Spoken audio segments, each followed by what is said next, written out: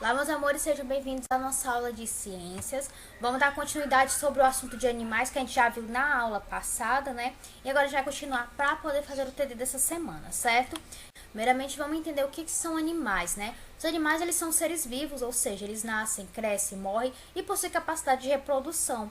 Cada espécie possui suas características próprias, como cor, tamanho, tipo de alimentação, ambiente em que vive, dentre outros aspectos. Os animais também apresentam diversas formas de locomoção, né? Eles podem andar, podem nadar, saltar, voar ou rastejar, certo? Sobre os animais, a gente viu que tem classificações, né?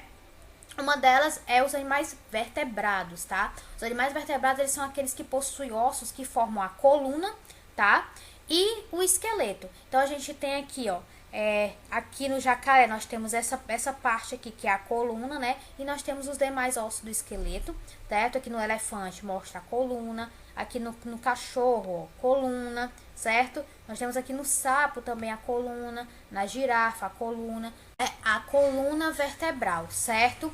E aí esses ossos, gente, eles ajudam a proteger os órgãos e juntamente com os músculos, eles permitem o movimento desses animais, né? Então, esses animais, os animais vertebrados, eles se movimentam por conta dos ossos, né? Se locomovem por conta dos ossos e por conta dos músculos, certo?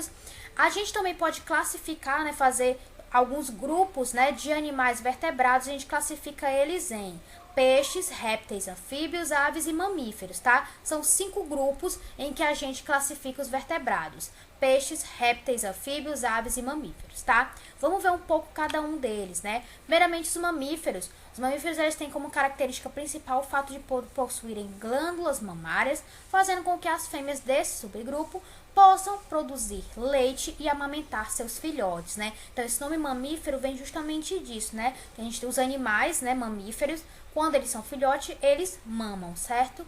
Eles podem ser terrestres, podem ser aquáticos também, ou aéreos, tá? No caso aéreo, a gente só tem os morcegos, tá? Os morcegos, eles são os únicos mamíferos capazes de voar, tá?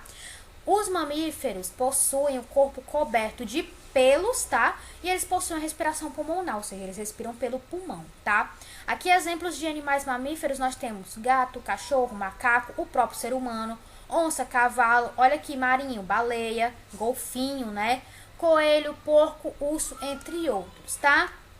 Já sobre as aves, né? A característica principal das aves é ter o corpo coberto de penas, tá? As aves, elas nascem de ovos e possuem patas, bicos e asas. A respiração das aves é realizada também pelo pulmão, tá?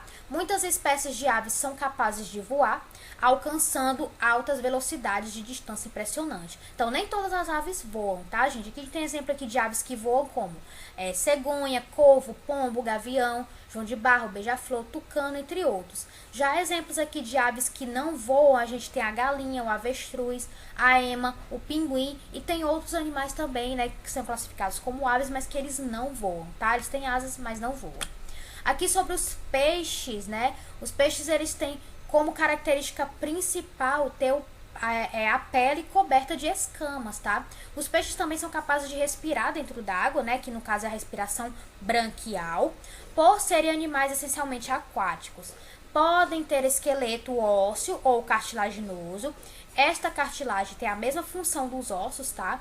No entanto, possui mais flexibilidade. A gente tem exemplos aqui de peixes como tubarão, cavalo marinho, lampreia, peixe palhaço, peixe dourado, enfim, tem infinitos peixes, tá? E sobre os répteis aqui, tá falando que a principal característica dos répteis é possuírem o corpo coberto ou de escamas ou com uma carapaça, né? No caso aqui da tartaruga, ela tem uma carapaça. Sua respiração também é pulmonar, tá?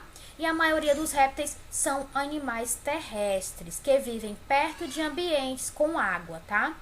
Os répteis, eles nascem de ovos, certo? Que saem da cloaca e através da temperatura ambiente é definido se a ninhada será composta por machos ou fêmeas. A gente tem aqui exemplo de répteis como a tartaruga, a cobra, lagarto, lagartixa, jacaré, entre outros. E nós temos aqui os anfíbios, tá? Os anfíbios, eles têm como característica principal a pele lisa e úmida, sem pelo, tá? Não tem pelo nenhum. Seus ovos são desenvolvidos na água e depois de adulto, esses animais passam a viver na terra, no entanto, em locais úmidos, tá? O corpo do anfíbio ele é capaz de se modificar durante o seu amadurecimento até a fase adulta, tá? No caso a gente chama de metamorfose. Quando nascem, eles são chamados de girino e possuem a respiração branquial. E quando crescem, se transformam e passam a respirar pelos pulmões. Então, no caso dos anfíbios, eles passam toda a sua infância, né, desde o seu nascimento, né, até o seu amadurecimento na água, né, tendo ali a respiração branquial, vivendo praticamente como os peixes vivem, né, dentro da água o tempo todo. Quando eles amadurecem e ficam adultos, eles saem da água e passam a viver na terra, né, e passam a respirar pelo pulmão, certo? Nesse caso, eles vivem na terra, mas eles vivem ali perto, né, de lugares úmidos sempre, tá? E aí, exemplos que a gente tem de anfíbio, tem a rã, sapo, perereca, cobra cega, salamandra, entre outros, tá? Aqui, gente, vocês vão fazer agora, né, o TD de vocês. Como eu disse, não tá difícil, né? Vocês podem sempre estar ali olhando no livro, como também rever a aula, né, pra fazer o TD, mas acredito que vocês vão conseguir fazer tranquilamente, tá? Então é isso, meus amores, espero que tenham gostado da aula. Um beijo, se cuidem, até a próxima aula.